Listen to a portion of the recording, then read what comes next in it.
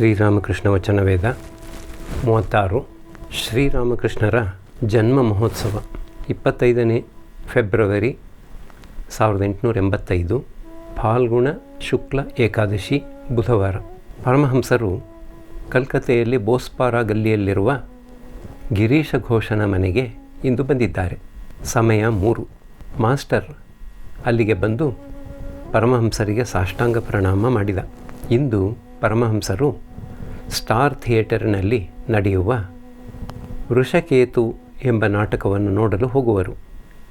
ಅವರು ಈಗ ಬ್ರಹ್ಮಜ್ಞಾನ ಮತ್ತು ಭಕ್ತಿ ತತ್ವದ ಸಂಬಂಧವಾಗಿ ಮಾತನಾಡಲಾರಂಭಿಸಿದ್ದಾರೆ.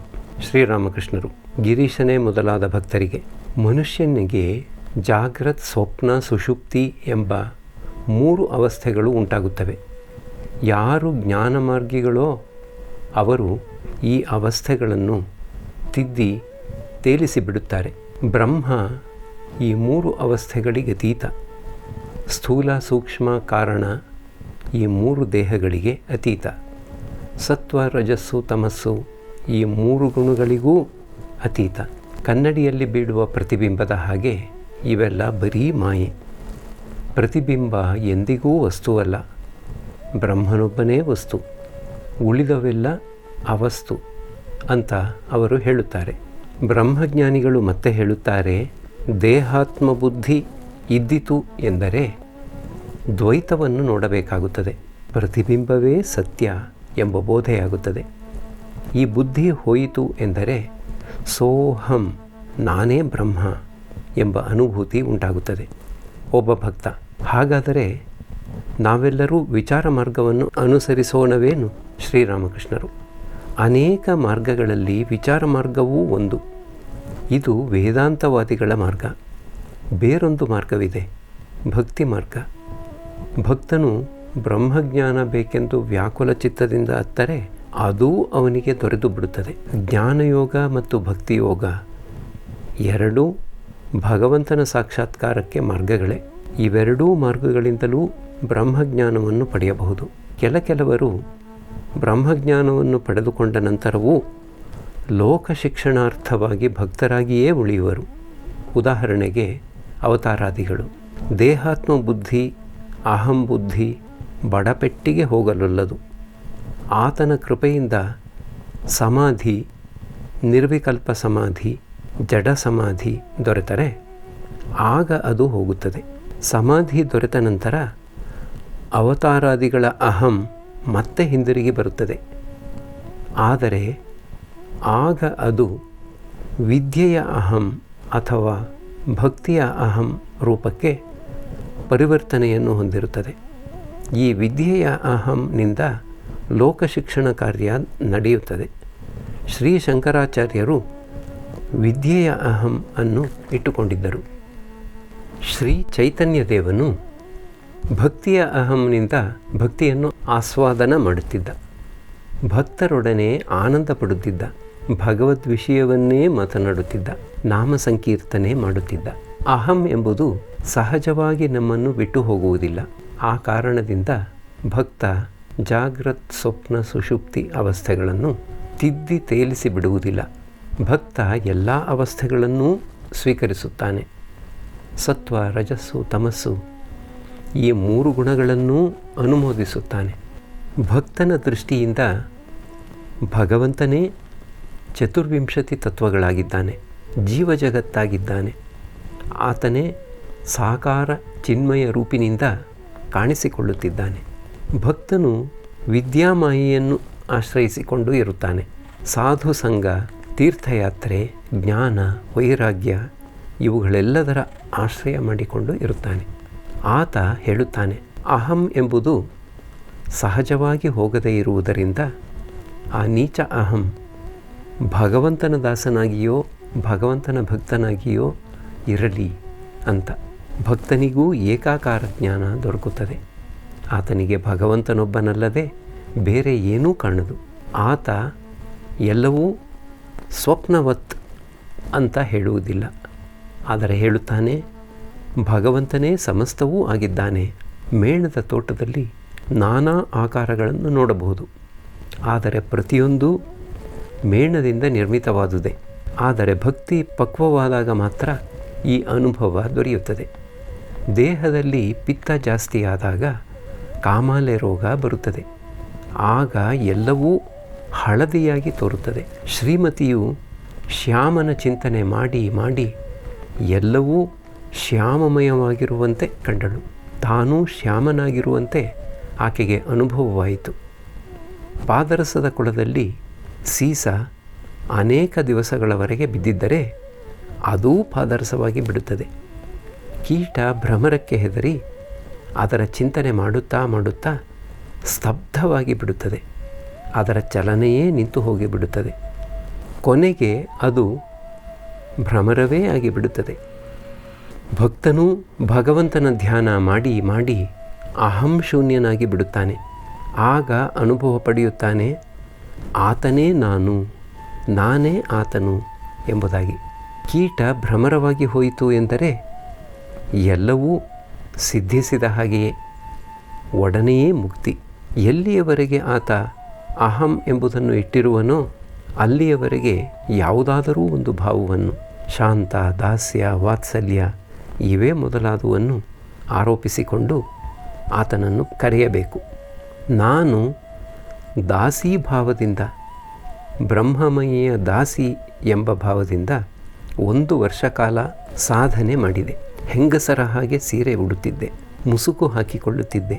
ಹೆಂಗಸಿನ ಭಾವವನ್ನು ಆರೋಪಿಸಿಕೊಂಡು ಸಾಧನೆ ಮಾಡಿದರೆ ಕಾಮವನ್ನು ಜಯಿಸಬಹುದು. ಅದಕ್ಕಾಗಿಯೇ ಆದ್ಯಾಶಕ್ತಿಯ ಪೂಜೆಯನ್ನು ಮಾಡಬೇಕು. ಆಕೆಯನ್ನು ಪ್ರಸನ್ನಳನ್ನಾಗಿ ಮಾಡಬೇಕು. ಆಕೆಯೇ ಹೆಂಗಸರ ರೂಪವನ್ನು ಧರಿಸಿಕೊಂಡು ಇದ್ದಾಳೆ. ಅದಕ್ಕಾಗಿಯೇ ನನ್ನದು ಮಾತೃಭಾವ. ಈ ಭಾವ ಬಹಳ ಶುದ್ಧವಾದ ಭಾವ. ತಂತ್ರಶಾಸ್ತ್ರದಲ್ಲಿ ವಾಮಾಚಾರದ ಸಾಧನೆಯೂ ಇದೆ. ಆದರೆ ಅದು ಒಳ್ಳೆಯದಲ್ಲ. ಅದರಲ್ಲಿ ಅಧಃಪತನವಾಗುತ್ತದೆ. ಭೋಗವಸ್ತು ಹತ್ತಿರವೇ ಇತ್ತು ಎಂದರೆ ಭಯ. ಮಾತೃಭಾವವನ್ನು ನಿರ್ಜಲ ಏಕಾದಶಿಗೆ ಹೋಲಿಸಬಹುದು. ಅದರಲ್ಲಿ ಭೋಗದ ಗಂಧವೇ ಇಲ್ಲ. ಇನ್ನೂ ಕೆಲವು ವಿಧದ ಏಕಾದಶಿಗಳಿವೆ. ಫಲಮೂಲ ತಿಂದು ಮಾಡುವ ಏಕಾದಶಿ, ಪೂರಿ ಪಲ್ಯ ತಿಂದು ಮಾಡುವ ಏಕಾದಶಿ. ನನ್ನದು ನಿರ್ಜಲ ಏಕಾದಶಿ. ನಾನು ಮಾತೃಭಾವದಿಂದ ಷೋಡಶಿಯ ಪೂಜೆ ಮಾಡಿದೆ. ಆಗ ಆಕೆಯ ಸ್ತನ ಮಾತೃಸ್ತನ, ಯೋನಿ ಮಾತೃಯೋನಿ ಎಂದು ಪರಿಗಣಿಸಿದೆ. ಈ ಮಾತೃಭಾವ ಸಾಧನೆಯ ಕೊನೆಯ ಮಾತು, ಹೇ ಭಗವಂತ, ನೀನು ನನ್ನ ತಾಯಿ, ನಾನು ನಿನ್ನ ಮಗು. ಇದು ಆಧ್ಯಾತ್ಮಿಕ ಜೀವನದ ಕೊನೆಯ ಮಾತು. ಸನ್ಯಾಸಿಯದು ನಿರ್ಜಲ ಏಕಾದಶಿ. ಸನ್ಯಾಸಿ ಭೋಗವಸ್ತುಗಳನ್ನು ತನ್ನ ಹತ್ತಿರ ಇಟ್ಟುಕೊಂಡರೇ ಭಯ. ಕಾಮಕಾಂಚನವೇ ಭೋಗವಸ್ತುಗಳು. ಆತ ಅವನ್ನು ಭೋಗಿಸಿದರೆ ತಾನು ಉಗುಳಿದುದನ್ನು ತಾನೇ ಉಂಡಂತೆ ಆಗುತ್ತದೆ. ಧನಕನಕಾದಿಗಳು, ಕೀರ್ತಿ, ಸಂಭ್ರಮ, ಇಂದ್ರಿಯ ಸುಖ ಇವೆಲ್ಲ ಭೋಗವಸ್ತುಗಳೇ. ಸನ್ಯಾಸಿಯು ಭಕ್ತೆ ಹೆಂಗಸಿನೊಡನೆ ಕುಳಿತಿರೋದು ಅಥವಾ ಆಕೆಯೊಡನೆ ಮಾತುಕತೆಗಳಾಡುವುದು ಇವೂ ಒಳ್ಳೆಯದಲ್ಲ. ಅದರಿಂದ ತನಗೂ ಕೇಡು, ಇತರರಿಗೂ ಕೇಡು. ಹಾಗೆ ಮಾಡುವುದರಿಂದ ಅನ್ಯರ ಶಿಕ್ಷಣೆಯ ಕಾರ್ಯ ನಡೆಯದು, ಲೋಕ ಶಿಕ್ಷಣೆಯ ಕಾರ್ಯ ನಡೆಯದು. ಸನ್ಯಾಸಿ ಬದುಕಿರೋದು ಲೋಕ ಶಿಕ್ಷಣೆಗಾಗಿ. ಹೆಂಗಸಿನೊಡನೆ ಕುಳಿತುಕೊಂಡಿರುವುದು ಅಥವಾ ಆಕೆಯೊಡನೆ ಬಹಳ ಹೊತ್ತು ಮಾತುಕತೆಯಾಡುವುದು ಇವಕ್ಕೂ ಮೈಥುನ ಎಂದು ಹೇಳುತ್ತಾರೆ. ಮೈಥುನದಲ್ಲಿ 8 ವಿಧ. ಹೆಂಗಸರು ಮಾತುಕತೆಗಳಾಡುವುದನ್ನು ಕೇಳುವುದು, ಹಾಗೆ ಕೇಳುತ್ತಾ ಕೇಳುತ್ತಾ ಆನಂದ ಪಡುವುದು, ಇದೂ ಒಂದು ವಿಧವಾದ ಮೈಥುನ. ಹೆಂಗಸರ ಸಂಬಂಧವಾಗಿ ಮಾತುಕತೆಗಳಾಡುವುದು, ಕೀರ್ತನೆ, ಇದೂ ಒಂದು ವಿಧವಾದ ಮೈಥುನ. ಹೆಂಗಸಿನೊಡನೆ ನಿರ್ಜನ ಪ್ರದೇಶದಲ್ಲಿ ಪಿಸುಗುಟ್ಟುಕೊಂಡು ಮಾತನಾಡುವುದು, ಇದೂ ಒಂದು ವಿಧವಾದ ಮೈಥುನ. ಹೆಂಗಸಿಗೆ ಸೇರಿದ ಯಾವುದಾದರೊಂದು ವಸ್ತುವನ್ನು ಹತ್ತಿರ ಇಟ್ಟುಕೊಂಡು ಆನಂದ ಪಡುವುದು, ಇದೂ ಒಂದು ವಿಧವಾದ ಮೈಥುನ. ಆಕೆಯನ್ನು ಸ್ಪರ್ಶಿಸುವುದು ಇನ್ನೊಂದು ವಿಧವಾದ ಮೈಥುನ. ಅದಕ್ಕಾಗಿಯೇ ಗುರುಪತ್ನಿ ಒಂದು ವೇಳೆ ಯುವತಿಯಾಗಿದ್ದರೆ ಆಕೆಯ ಪಾದಗಳನ್ನು ಸ್ಪರ್ಶಿಸಿಯೂ ಪ್ರಣಾಮ ಮಾಡಕೂಡದು. ಸನ್ಯಾಸಿಗಳಿಗೆ ಈ ಹಲವಾರು ನಿಯಮಗಳಿವೆ. ಆದರೆ ಸಂಸಾರಿಗಳ ಸಮಾಚಾರವೇ ಬೇರೆ. 1-2 ಮಕ್ಕಳಾದ ಮೇಲೆ ದಂಪತಿಗಳು ಅಣ್ಣ ತಂಗಿಯರ ಉಪಾಧಿಯಲ್ಲಿ ಇರಬೇಕು. ಅವರು ಉಳಿದ 7 ವಿಧದ ಮೈಥುನದಲ್ಲಿ ತೊಡಗುವುದು ಅಷ್ಟು ದೋಷವಾದ್ದೇನಲ್ಲ. ಗೃಹಸ್ಥನು ಋಣಗಳನ್ನು, ದೇವಋಣ, ಪಿತೃಋಣ, ಋಷಿಋಣ ಇವುಗಳನ್ನೆಲ್ಲ ತೀರಿಸಬೇಕಾಗಿದೆ. ಆತನು ಪತ್ನಿ ಋಣವನ್ನೂ ತೀರಿಸಬೇಕಾಗಿದೆ. ಆಕೆಯಿಂದ 1-2 ಮಕ್ಕಳನ್ನು ಪಡೆಯುವುದು ಮತ್ತು ಆಕೆ ಪತಿವ್ರತೆಯಾಗಿದ್ದರೆ ಪರಿಪಾಲನೆ ಮಾಡುವುದು. ಸಂಸಾರಿಗಳಿಗೆ ಗೊತ್ತಾಗುವುದಿಲ್ಲ ಯಾರು ಒಳ್ಳೆಯ ಹೆಂಡತಿ, ಯಾರು ಕೆಟ್ಟ ಹೆಂಡತಿ, ಯಾರು ವಿದ್ಯಾಶಕ್ತಿ, ಯಾರು ಅವಿದ್ಯಾಶಕ್ತಿ ಅಂತ. ಯಾರು ಒಳ್ಳೆ ಹೆಂಡತಿಯೋ ವಿದ್ಯಾಶಕ್ತಿಯೋ ಆಕೆಗೆ ಕಾಮ, ಕ್ರೋಧ ಇವುಗಳೆಲ್ಲ ಬಹಳ ಕಡಿಮೆ. ನಿದ್ರೆ ಕಡಿಮೆ. ಪತಿಯ ತಲೆಯನ್ನು ಹಿಡಿದು ತನ್ನಿಂದ ದೂರ ತಳ್ಳಿಬಿಡುತ್ತಾಳೆ. ಆಕೆಯಲ್ಲಿ ಪ್ರೀತಿ, ದಯೆ, ಭಕ್ತಿ, ಲಜ್ಜೆ ಇವೆಲ್ಲ ತುಂಬಿವೆ. ಆಕೆ ಎಲ್ಲರ ಸೇವೆಯನ್ನು ವಾತ್ಸಲ್ಯ ಭಾವದಿಂದ ಮಾಡುತ್ತಾಳೆ. ಯಾವುದರಿಂದ ಪತಿಗೆ ಭಗವಂತನಲ್ಲಿ ಭಕ್ತಿ ಉಂಟಾಗುತ್ತದೆಯೋ ಅದನ್ನು ಮಾಡಲು ಆಕೆ ಸತತ ಸಿದ್ಧಳಾಗಿರುತ್ತಾಳೆ. ದುಂದು ವೆಚ್ಚ ಮಾಡಿದರೆ ತನ್ನ ಪತಿ ಬಹಳವಾಗಿ ದುಡಿಯಬೇಕಾಗಬಹುದು. ಅದರಿಂದ ಭಗವಂತನ ಧ್ಯಾನಕ್ಕೆ ಅವನಿಗೆ ಸಮಯ ದೊರಕದೇ ಹೋಗಬಹುದು ಎಂದು ಭಾವಿಸಿ ಅಲ್ಪ ವೆಚ್ಚದಿಂದಲೇ ಸಂಸಾರವನ್ನು ಸಾಗಿಸಿಕೊಂಡು ಹೋಗುತ್ತಾಳೆ. ಗಂಡು ಬೀರಿ ಹೆಂಗಸರಿಗೆ ಬೇರೆ ಬೇರೆ ಲಕ್ಷಣಗಳಿವೆ. ಇವು ಕೆಟ್ಟ ಲಕ್ಷಣಗಳು. ಮಾಲುಗಣ್ಣು, ಹೂತುಕೊಂಡಿರುವ ಕಣ್ಣು, ಬೆಕ್ಕಿನ ಕಣ್ಣು, ಹಸುವಿನ ಕರುವಿನಂತಹ ದವಡೆ, ಪಾರಿವಾಳದ ಹಕ್ಕಿಯಂಥ ಎದೆಗೂಡು. ಗಿರೀಶ: ನಮಗೆಲ್ಲ ಗತಿಯೇನು? ಶ್ರೀರಾಮಕೃಷ್ಣರು: ಭಕ್ತಿಯೇ ಸಾರವಾದ್ದು. ಮತ್ತು ಸಾತ್ವಿಕ ಭಕ್ತಿ, ರಾಜಸಿಕ ಭಕ್ತಿ, ತಾಮಸಿಕ ಭಕ್ತಿ ಎಂಬುವೂ ಇವೆ. ಸಾತ್ವಿಕ ಭಕ್ತನದು ದೀನ ನಮ್ರ ಭಾವ. ಆದರೆ ತಾಮಸಿಕ ಭಕ್ತನ ಭಾವ ಡಕಾಯಿತನ ಭಾವ. ಆತ ಹೇಳುತ್ತಾನೆ: ಹೇ ಭಗವಂತ, ನಾನು ನಿನ್ನ ಹೆಸರನ್ನು ಜಪಿಸುತ್ತಿದ್ದೇನೆ. ನನ್ನಲ್ಲಿ ಪಾಪಕ್ಕೆ ಆಶ್ರಯವೆಲ್ಲಿ? ಹೇ ಭಗವಂತ, ನೀನು ನನ್ನ ಸ್ವಂತ ತಾಯಿ, ದರ್ಶನ ಕೊಡಲೇಬೇಕು ಅಂತ. ಗಿರೀಶ ನಗುತ್ತಾ: ತಾಮಸಿಕ ಭಕ್ತನಾಗುವುದನ್ನು ನೀವೇ ನಮಗೆ ಕಲಿಸಿಕೊಡುತ್ತಾ ಇದ್ದೀರಲ್ಲ. ಶ್ರೀರಾಮಕೃಷ್ಣರು ನಗುತ್ತಾ: ಆದರೆ ಆತನ ದರ್ಶನ ಪಡೆಯುವುದಕ್ಕೆ ಕೆಲವು ಲಕ್ಷಣಗಳಿವೆ. ಸಮಾಧಿ ಉಂಟಾಗುತ್ತದೆ. ಸಮಾಧಿಯಲ್ಲಿ 5 ವಿಧ.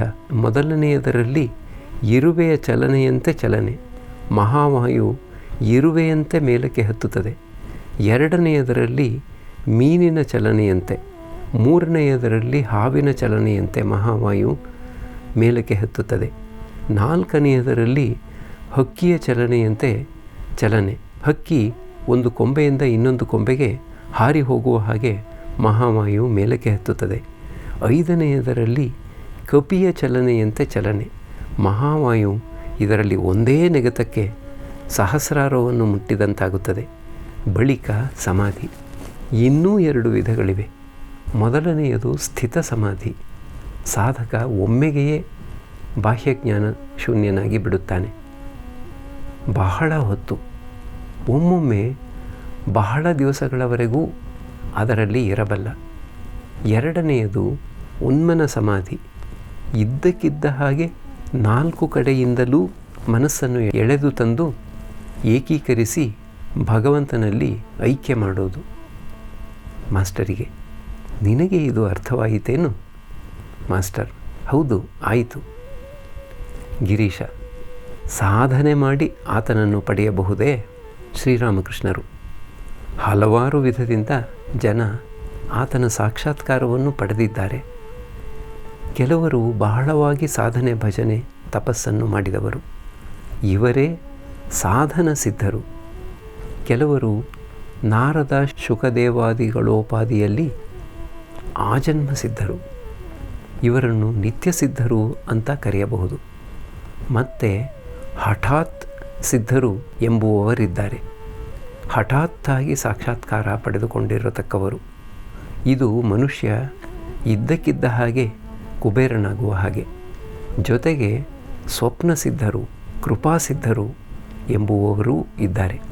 ಹೀಗೆಂದು ಹೇಳಿ ಪರಮಹಂಸರು ಭಾವೋನ್ಮತ್ತರಾಗಿ ಹಾಡುತ್ತಿದ್ದಾರೆ: ಅತಿ ಕಠೋರ ಸಾಧನೆಯಲ್ಲಿ ತೊಡಗಿರುವಿ ಶಿವನು ಕೂಡ, ಇನ್ನಾದರೂ ಕಾಣದಿರಲು ಕಾಡೀಪದ ನೀಲವ.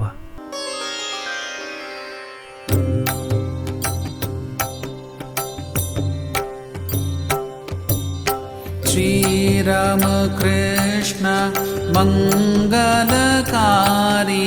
श्रीरामकृष्ण मङ्गलकारी श्रीरामकृष्ण मङ्गलकारी श्रीरामकृष्ण मङ्गलकारी नमो नारायण भवदुःखहारी